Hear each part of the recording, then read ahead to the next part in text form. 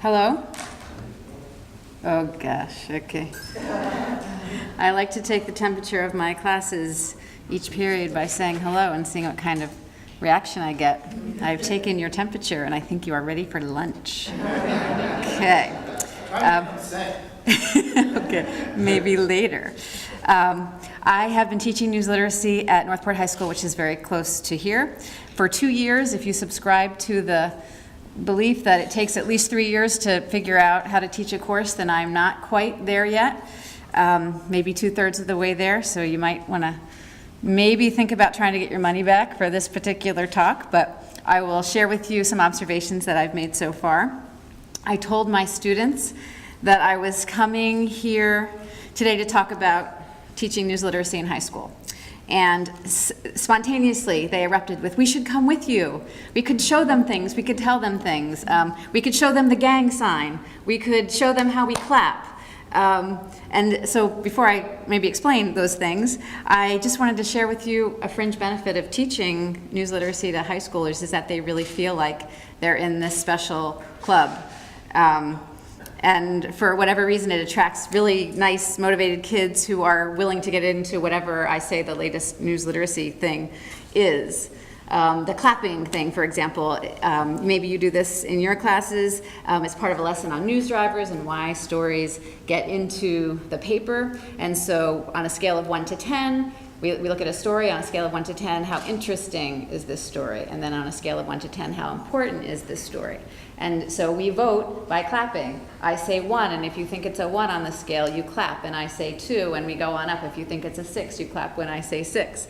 And it starts to be fun. And so I'm up there calling out numbers, and we're clapping. I say 1, 2, 3, and they're laughing and they're into it and they're really listening to each other because they want to know what their friends think. And it's really cool if you're in the majority, if you clapped when most people clapped. And then it becomes really cool if you're an outlier and you get to explain why you're an outlier. And so we're doing this one day, 1, 2, and I'm like dancing and we got the beat going, and then I see this girl and she's clapping every single time I say a number.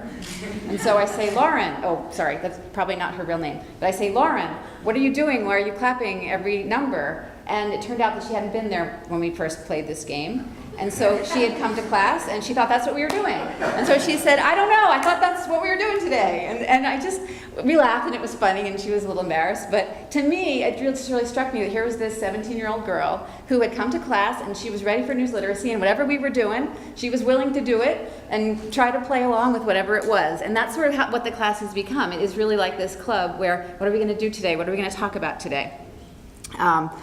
And I've just really been enjoying it for that reason. They think it's a club. They think we're learning secret ways to think about things that other people don't do, or they think we're learning secret rituals, and they really just like it, and so do I. And of course, this new way of thinking, what they think is a new way of thinking, is really the key to the whole course. They're practicing every single day these critical thinking skills that we don't have time to do in a regular core class, and even in a social studies class, which is what I also teach, where you think we would do that every day. No, sometimes we don't have time. We're just trying to get through the material.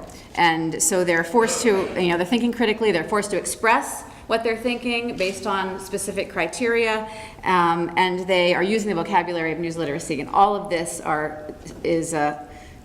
are skills that will serve them well forever and ever. It wasn't easy to get it going. It took actually almost 2 years to get approval for the course in my high school. Very difficult, especially now, to add something when schools are trying to cut things. They're not looking for electives. They're not looking for extra classes that the kids might want to take. I had to get around a no new courses rule. It entailed a little bit of backdoor negotiating, secret negotiations, which I could tell you more about when I'm not being filmed.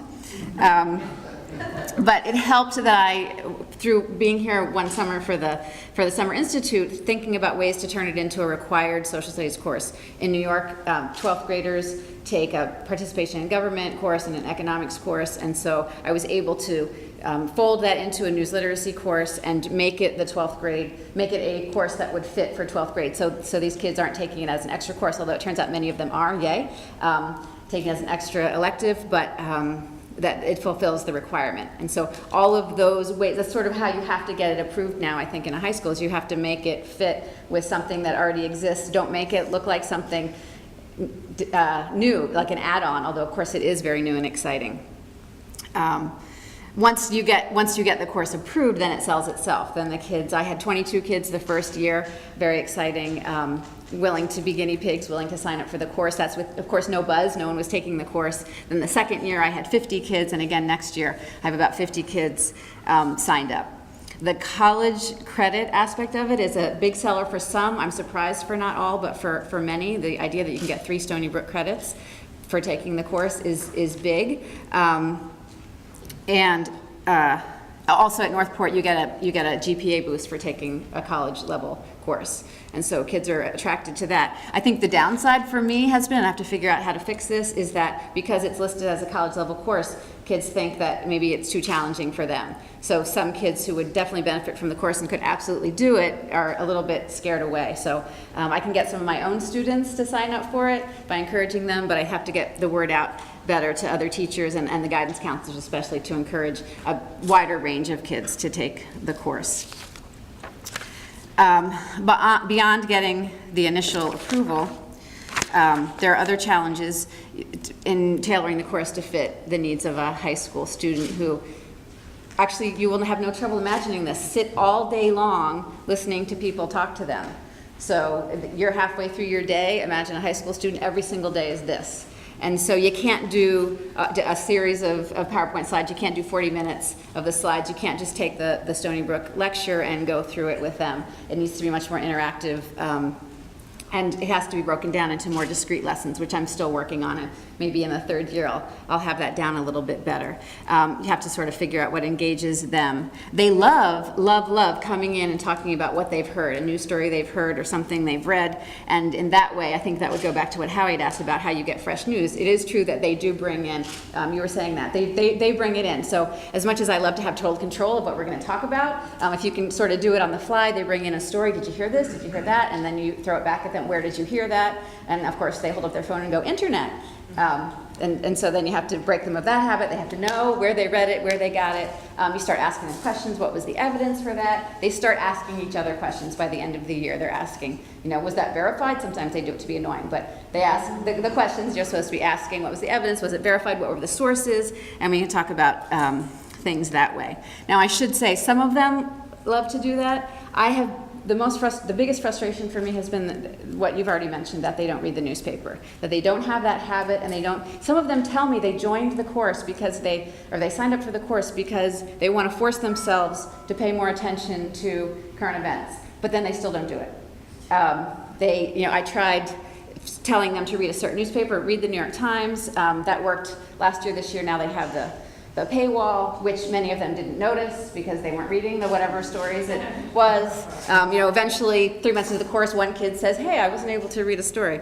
I tried telling them what I was reading to give them hints about what might be on the quiz. I tried, first we're all reading the same paper, then I'm telling them what page to read on the newspaper. Then they could pick their own newspaper, so I'm going through 4 newspapers to come up with a quiz. Then I told them, you tell me what you're reading, I'll make that be the quiz. Like, it became about the quiz. What I'm experimenting with now this is probably too much detail now, but just giving them a news log that they have to fill out. Here are the 5 stories I read this week, and they come with it on Friday, and then they have something to talk about. It also encourages kids who maybe aren't comfortable talking in the class. They have brought their notes with them. They talk about the story. If someone asks them a question, they can refer to their notes. It's worked well as far as class discussion about news stories. I don't think I'm developing a habit of reading the news, and that is really making me sad, actually. So I'm still really struggling with that, and I'd love to talk more about that with you. But what I'm thinking about for next year is to expand that maybe and have them in certain weeks talk about stories that address certain concepts, like the news matters, where they come in with something that showed transparency or showed a lack of context or showed the power of information or whatever it is, to try to make them bring more to the class as far as the things they're reading, and hopefully, I'm hoping, get them interested in turning the page or scrolling down or however they're doing it to read things that are interesting to them. The resources, I cannot say enough about the resources that you've seen, and I guess we're going to see more of, made available by the Center for News Literacy, has been a lifesaver. I could never come in half an hour before class and figure out what I'm doing. That would make me very nervous, as I am right now, actually. But being able to pull things off of the website, current examples, lesson plans, the weekly lecture, or for you weekly lectures, pulling out whatever works and you know, sort of dividing them up into lessons has been a lifesaver. It's made the course possible for me. It's made it exciting and vibrant.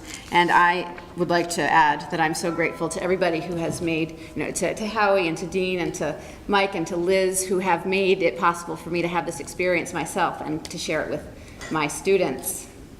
And that's what I have to say for today.